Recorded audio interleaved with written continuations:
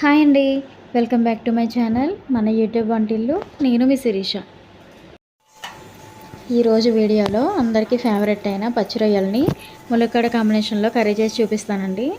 Taste అయితే చాలా బాగుంటుంది. కర్రీ చేయడానికి కేజీ రొయ్యలు తీసుకున్నానండి. శుభ్రంగా క్లీన్ చేసి పెట్టుకోవాలి. 2 మీడియం సైజు ఉల్లిపాయలు, 2 పచ్చిమిరపకాయలు, ఒక ములక్కాడ, కొంచెం కొత్తిమీర సన్నగా తరిగి పెట్టుకోవాలి. అల్లం, వెల్లుల్లి, హోల్ గరం మసాలా మొత్తం పేస్ట్ చేసి పెట్టుకున్నాను. టేస్ట్కి సరిపడా సాల్ట్, కారం, పసుపు, కర్రీకి సరిపడా ఆయిల్. ముందుగా స్టవ్ వెలిగించి ప్యాన్ పెట్టుకొని 4 స్పూన్ల ఆయిల్ వేసుకొని మనం క్లీన్ చేసి పెట్టుకున్న రొయ్యల్ని వేసి ఫ్రై చేసుకోవాలి. రొయ్యలు ప్యాన్కి స్టిక్ అవ్వకుండా గరిటతో కలుపుకుంటూ వేయించుకోవాలండి. 2 నిమిషాలు వేయించుకోవాలండి. వేయించేసరికి రొయ్యల్లో ఉన్న వాటర్ మొత్తం బయటకు వచ్చేస్తుంది.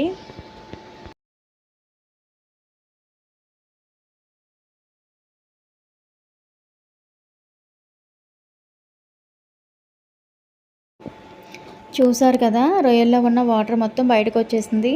ఇప్పుడు ఈ వాటర్ మొత్తం ఇంకే వరకు వేయించుకోవాలి. వాటర్ మొత్తం ఇంకిపోయి ఇలా ఆయిల్ సపరేట్ అయ్యే వరకు వేయించుకోవాలండి.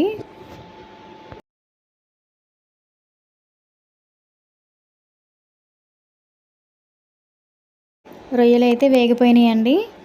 ఇంకా స్టవ్ ఆపేసి పక్కన పెట్టేసుకుందాం.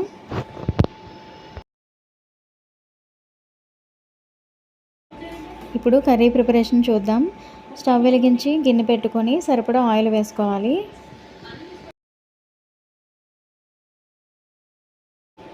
ఆయిల్ హీట్ అయ్యాక మనం కట్ చేసి పెట్టుకున్న ఉల్లిపాయ, పచ్చిమిరపకాయ ముక్కలు వేసుకోవాలి.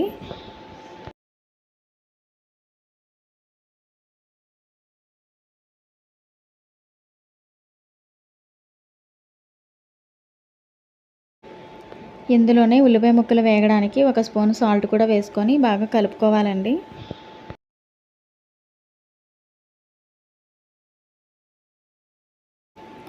బాగా కలిపిన తర్వాత ఒక 2 నిమిషాలు మూత పెట్టి ఉల్లిపాయ ముక్కల్ని మగ్గనిద్దాం.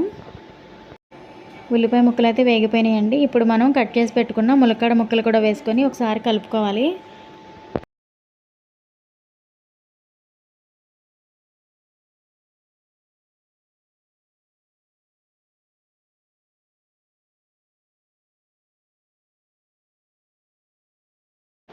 ములక్కాడ ముక్కలు ఉడకడానికి ఒక 2 నిమిషాలు మూత పెట్టాలండి. ములక్కాడ ముక్కలు కూడా బాగా ఉడికిపోయినాయండి. ఇప్పుడు అంతా ఒకసారి కలుపుకోవాలి. దీనిలో మనం మసాలా పేస్ట్ మిక్సీ పట్టాం కదండి, అందులో సగం వేసుకొని పచ్చివాసన పోయే వరకు బాగా వేపుకోవాలి.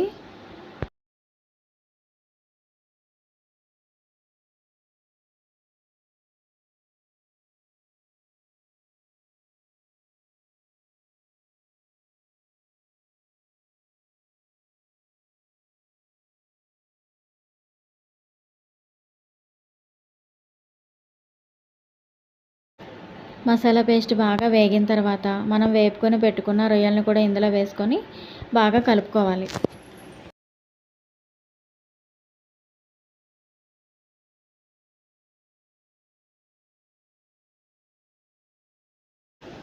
పావు స్పూను పసుపు, 2 స్పూన్లు కారం వేసుకొని మొత్తం అంతా కలిసేలాగా బాగా కలుపుకోవాలి.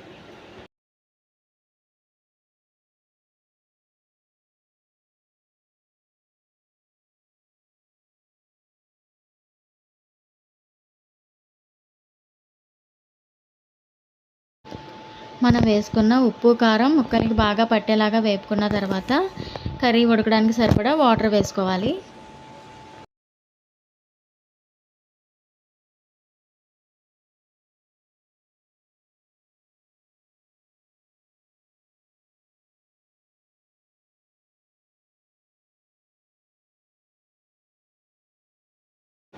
సరిపడా వాటర్ వేసి ఒకసారి బాగా కలుపుకొని మూత పెట్టి ఒక 2 నిమిషాలు కూరను ఉడకనివ్వాలి. కర్రీ అయితే సగం ఉడికిపోయింది. అడుగు పట్టకుండా ఒకసారి మొత్తం కలుపుకొని ఉప్పు, కారం సరిపోయినా లేదో ఒకసారి చూసుకోవాలి.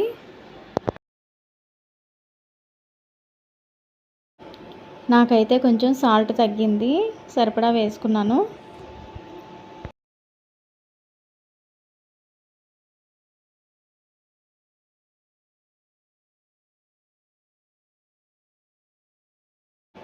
మిగిలిన సగం మసాలా పేస్ట్ ఉంది కదండి, అది ఇప్పుడు వేసేసుకోవాలి.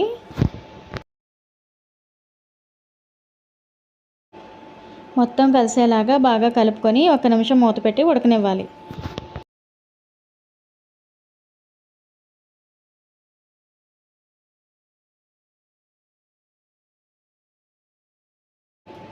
చూసారు కదా, కర్రీ అయితే రెడీ అయిపోయింది. ఇప్పుడు లాస్ట్లో కొంచెం కొత్తిమీర వేసుకొని ఒకసారి కలుపుకొని స్టవ్ ఆఫ్ చేసేసుకోవాలి.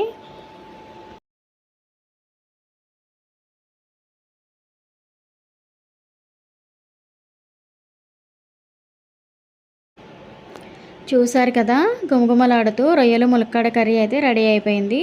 మీరు కూడా ఒకసారి నేను చెప్పిన విధంగా ట్రై చేసి చూడండి. టేస్ట్ అయితే చాలా బాగుంటుంది. ఈ వీడియో కనుక మీకు నచ్చినట్లయితే లైక్ చేసి షేర్ చేయండి. ఇలాంటి మరెన్నో కొత్త రెసిపీల కోసం మన యూట్యూబ్ వంటిల్లు ఛానల్ని సబ్స్క్రైబ్ చేసుకోండి. రేపు ఇంకో కొత్త రెసిపీతో మళ్ళీ కలుసుకుందాం. Thank you for watching.